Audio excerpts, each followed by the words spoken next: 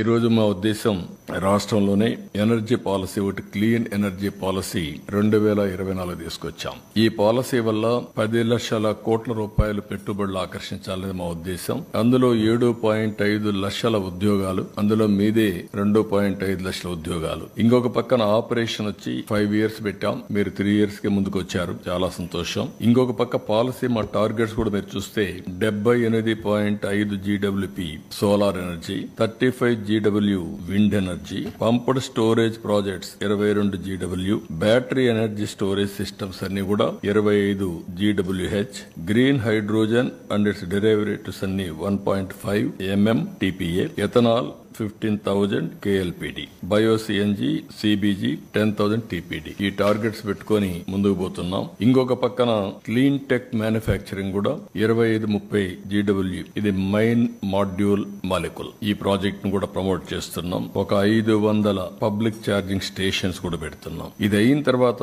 University for clean energy, green energy and circular economy కింద ఒక university establish చేయాలని, ultimate గా మీరు కూడా దీంట్లో భాగస్వాములై అందరం కలిసి నెక్స్ట్ లెవెల్ కు తీసుకుపోవాలంటే కంట్రీని ఏ విధంగా తీసుకుపోవాలో తీసుకుపోవడం కోసం మీరు కూడా సహకరించాల్సిందిగా నేను కోరుతున్నా.